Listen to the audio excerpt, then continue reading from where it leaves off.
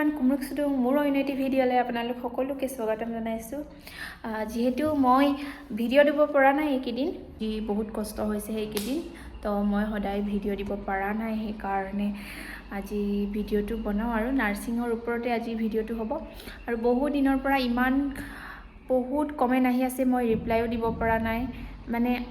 same মানে reply দিবলৈ মন যোৱা নাই সেইকাৰণে মই আজি ভিডিঅ'ৰ থ্ৰু দি আপোনালোকক যদি কমেণ্টবিলাক ৰিপ্লাই দিম বুলি তো আজি ভিডিঅ'টো বনাইছোঁ যেহেতু আপোনালোকে মোৰ থাম্বনেইললৈকে গম পাবই চাগে যে মই সেইটো ভিডিঅ' 2025ত GNM নাৰ্ছিঙৰ ওপৰতে ভিডিঅ'টো বনাম তো বলক ভিডিঅ'টো ষ্টাৰ্ট কৰোঁ আৰু মোক বহুতে কমেণ্টত সুধি আছিলে যে বা 2025ৰ GNM নাৰ্ছিং এন্ট্ৰেন্স এক্সাম কেতিয়াৰ পৰা অনলাইন ষ্টাৰ্ট হ'ব বুলি তো যোৱা বছৰ ওলাইছিলে আমাৰ মে মাহৰ পৰা ষ্টাৰ্ট হৈছিলে যিহেতু এন্ট্ৰেন্সৰ অনলাইন এপ্লিকেশ্যনটো এপ্লাই কৰা অনলাইন এপ্লিকেশ্যনটো তো এইবাৰো মানে মে জুন সেনেকা মানৰ পৰা ষ্টাৰ্ট হ'ব পাৰে এতিয়া মই বহুতে কমেণ্ট কৰি আছিলে যিহেতু মই কমেণ্টৰ ওপৰত এতিয়া যিহেতু ভিডিঅ'টো বনাম বুলি আগতে কৈছোঁৱে যিহেতু তো মোক কমেণ্টত সুধি আছে মই পঢ়ি যাওঁ বা HSত 39 মাৰ্ক পাইছিলোঁ GNM এপ্লাই কৰিম নে নোৱাৰিম প্লিজ ক'বাচোন কিন্তু যোৱা বছৰ যোনখন নটিচ অনলাইন আবেদন কৰিবৰ কাৰণে যোনখন নটিচ ওলাইছিলে সেইখনতো 40% লাগিব বুলি কোৱা আছিলে এপ্লাই ডেট কেতিয়াৰ পৰা হ'ব বা জনাবচোন সেইটোৱেতো মই ক'লোৱে যে অনলাইন আপোনালোকৰ যোৱা বছৰ মে মাহৰ পৰা ষ্টাৰ্ট হৈছিলে এইবাৰো মে মাহৰ পৰা ষ্টাৰ্ট হ'ব পাৰে হেল্ল' বা মই এইবাৰ HS দিছিলোঁ 2025ত কেতিয়া ওলাব জনাবচোন 2025ত সেম কমেণ্ট আহিছে তো মে মাহৰ পৰা ষ্টাৰ্ট হ'ব পাৰে HS দিলেও আপোনালোকে এপ্লাই কৰিব পাৰিব সেম কমেণ্ট আহিছে আৰু কুৱেশ্যনবোৰ কেনেকুৱা টাইপৰ আহে বাৰু বা জনাবচোন কুৱেশ্যনবোৰ যিহেতু ক্লাছ 9-10ৰ পৰা আহিব ছায়েন্স মেথছ ইংলিছৰ গ্ৰামাৰ আহিব ছায়েন্সৰ যোনখিনি বেছিকখিনি শিকিব লাগে আৰু মেথছখিনিও বেছিকখিনি শিকিলে হৈ যাব যদি আপোনাৰ কনচেপ্ট আছে তেতিয়া অবভিয়াছলি আপুনি পাছ কৰিব পাৰিব বা GNM পঢ়িবলৈ ইংলিছ ছাবজেক্টত বেছি নাম্বাৰ লাগিব নেকি ইংলিছ ছাবজেক্টত বেছি নাম্বাৰ মানে 40% হ'লে হৈ যাব ইংলিছ সব মিলাই হ'লেও হ'ব ইংলিছত 40% থাকিলে ভাল আৰু সুধিছে হেল্ল' কেতিয়া GNM course ANM course arts stream নে 12 পাছ কৰি কাৰ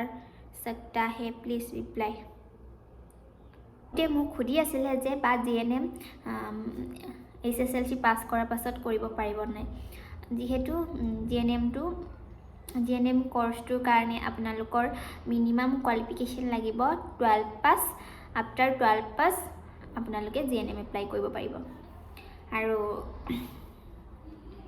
কমেণ্টত সুধি আছিলে যে বা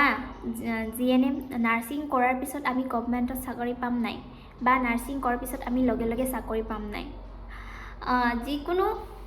যিয়ে নহওক মানে আপুনি যিয়ে নপঢ়ক লগে চাকৰি পাবই বুলি আপোনাক গেৰাণ্টি দিব কোনো নোৱাৰে আপোনাৰ যদি পঢ়াত ভাল আপোনাৰ যদি লাক থাকে অবভিয়াছলি চাকৰি পাবই চাকৰি মানে আজিকালি কি হৈছে নাৰ্ছিঙৰ বহুত ডিমাণ্ড বাঢ়ি গৈছে কাৰণ আপুনি নাৰ্ছিং কৰি এনে ঘৰত বহি থাকিব নালাগে আপুনি প্ৰাইভেট হস্পিটেল এখনত হ'লেও সোমাব পাৰিব আৰু নাৰ্ছিং কৰাৰ পিছত যে আপোনাৰ লাইফটো বেকাৰকে থাকিব লগা সেনেকা মই আজিলৈকে দেখা নাই যিহেতু চাকৰি পাবই বুলি কনফাৰ্মকৈ ক'ব নোৱাৰিম যিহেতু আপোনাৰ নাৰ্ছিং কমপ্লিট হোৱাৰ পাছত ৰেজিষ্ট্ৰেশ্যন অহাৰ পিছত আপোনালোকৰ ইণ্টাৰভিউ হ'ব ইণ্টাৰভিউ দি মেলি আপোনালোকে জব ল'ব পাৰিব কাৰণ নাৰ্ছিং পঢ়ি ওলায়ে আপুনি জব পাব বুলি কম্পালচৰি সেনেকা কথা নহয় কমেণ্ট 25ত কেতিয়াৰ পৰা অনলাইন এপ্লিকেশ্যন ষ্টাৰ্ট হ'ব বুলি সেম কুৱেশ্যন সুধি আছে তো মইতো জনালোৱে আৰু বা আপোনাৰ ষ্ট্ৰীম কি আছিলে কি আছিলে আৰ্টছ হয় GNM কৰিব পাৰিনে হয় আৰ্টছ হ'লেও GNM কৰিব পাৰিব আৰু মোৰ ষ্ট্ৰীম আছিলে মই ছায়েন্স ষ্ট্ৰীমৰ আমাৰ যোনটো বেটছ আছিলে তেতিয়া GNM অকল ছায়েন্সৰে লৈছিলে তাৰ আগৰ বেটছটো আৰ্টছ ছায়েন্স চবৰ পৰাই লৈছিলে তাৰ পাছৰ বেটছৰ পৰাও তেনেকৈ লৈ আছে অকল আমাৰ বেটছটো ছায়েন্সৰ আছিলে আপুনি কোনটো ডিষ্ট্ৰিক্টত এক্সাম দিছিলে হ'ব বাৰু এইবিলাক ইমান ইম্পৰ্টেণ্ট নহয় বাৰু আৰু কি কমেণ্ট আহিছিলে চাওঁচোন বাৰু এইটো ভিডিঅ'ত আহিছে আৰু ইয়াতে সুধি আছে যে বা তুমি এণ্ট্ৰেন্সৰ বাবে কি পঢ়িছিলা মইতো এণ্ট্ৰেন্সৰ বাবে ইমান পঢ়া নাছিলোঁ যিহেতু হাই ছেকেণ্ডেৰী পাছ কৰিছিলোঁ ছায়েন্সত আমাৰ ছায়েন্সৰ পৰাই